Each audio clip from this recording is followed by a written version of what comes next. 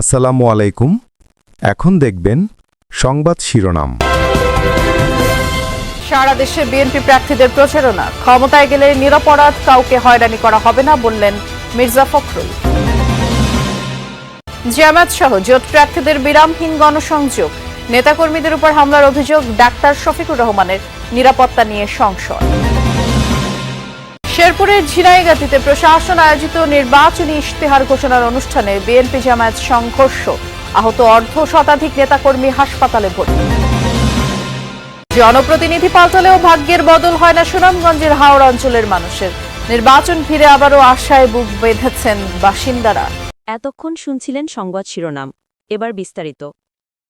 নির্বাচন ঘিরে সারা দেশে ব্যস্ত প্রার্থীরা নেতাকর্মী আর সমর্থকদের সাথে নিয়ে প্রচারণা চালাচ্ছেন। নানা প্রতিশ্রুতি দিয়ে সকাল থেকেই ছুটছেন ভোটারদের দাঁড়ে দাঁড়ে, পাড়া মহল্লা অলিগলি চষে বেড়াচ্ছেন তারা, শুনছেন ভোটারদের সমস্যার কথাও।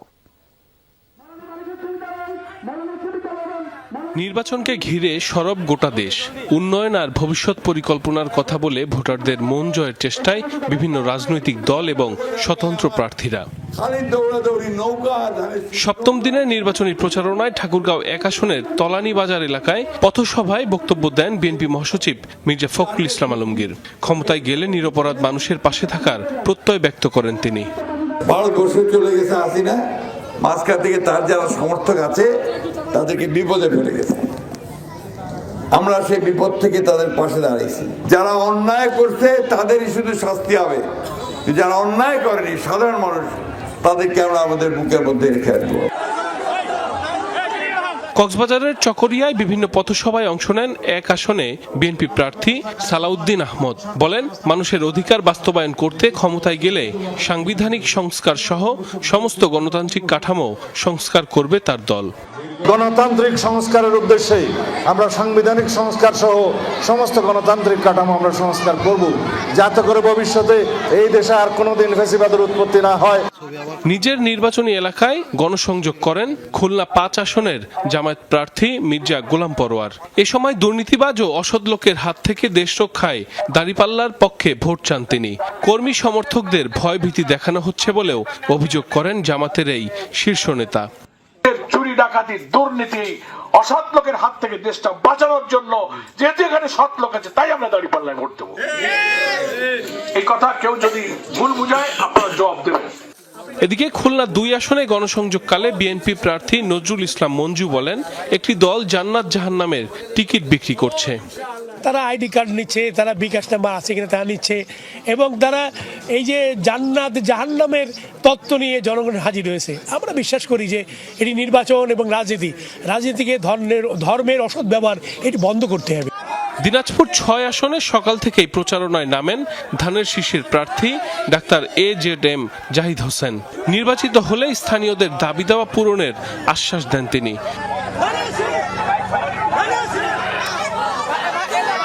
নাটোর 2 আসনে গণসংযোগকালে জনগণকে সাথে নিয়ে নির্বাচনে বিপুল ভোটে জয়লাভের আশাবাদ ব্যক্ত করেন বিএনপি প্রার্থী রুহুল কুদ্দুস তালুকদার দুলু।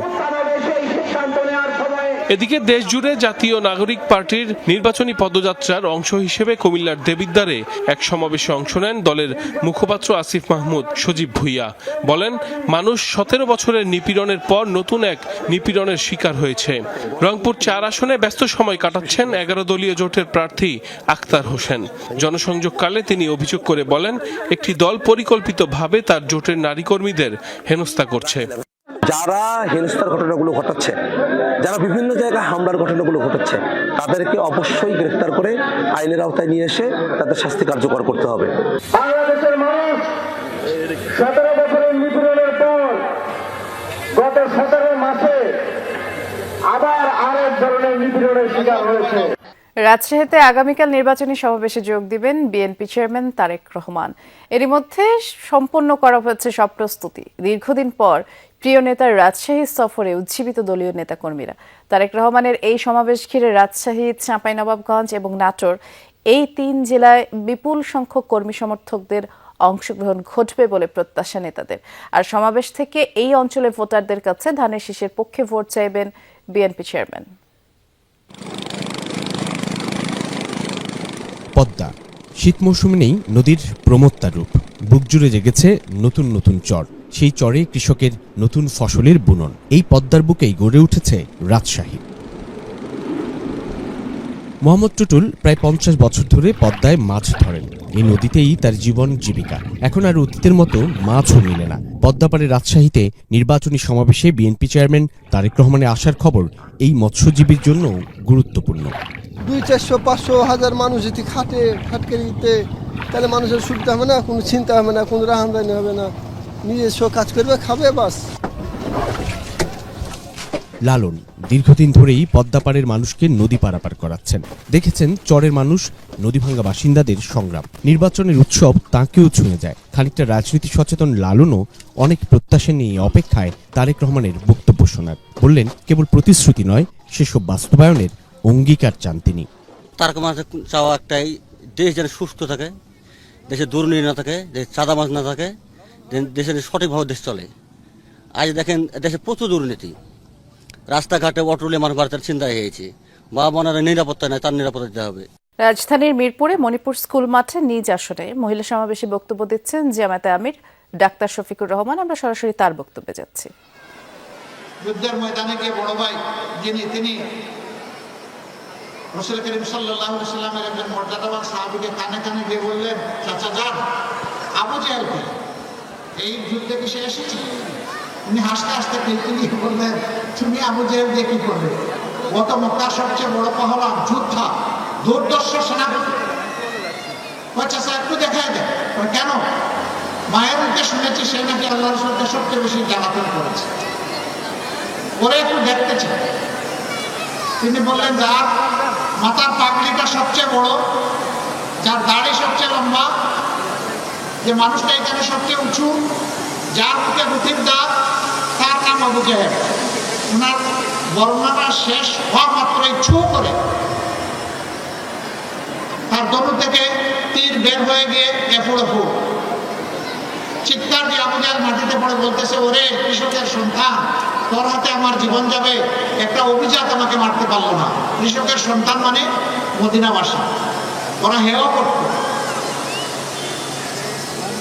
আমরা তো সেই রকম মা পেয়েছি, সেই রকম মা গত 15.5 বছর আমরা দেখেছি। আমরা এই মেয়াদের জন্য আল্লাহর দরবারে শুকরিয়া আদায় করি আর দোয়া করি, আল্লাহ এই ধরনের মা আরো বেশি বেশি করে এই জাতিকে দান করুন। সেই রকমই এক মায়ের সাথে আমার কথা হয়েছে, শরীফ ওসমান হাদির মা, সালাম বিনিময় হয়েছে। তিনি যখন অসুস্থ ছিলেন হসপিটালে, তখন অত্যন্ত প্রত্যানশীল মহিলা, দিনদার মহিলা, আলহামদুলিল্লাহ তার সন্তানকে তিনি তাদের জন্য উপহার দিয়েছেন।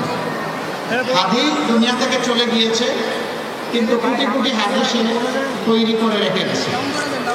হাদিরা বেঁচে থাকলে বাংলাদেশ পথ হারাবে না ইনশাআল্লাহ। ইনসাফের বাংলাদেশ কায়েম হবে। পুরুষদের মতো নারীরাও কর্মক্ষেত্রে সমান অবদান রাখবেন। সম্মান এবং নিরাপত্তার সাথে আমরা তার যে কোনো মূল্যে নিশ্চিত করবো ইনশাআল্লাহ।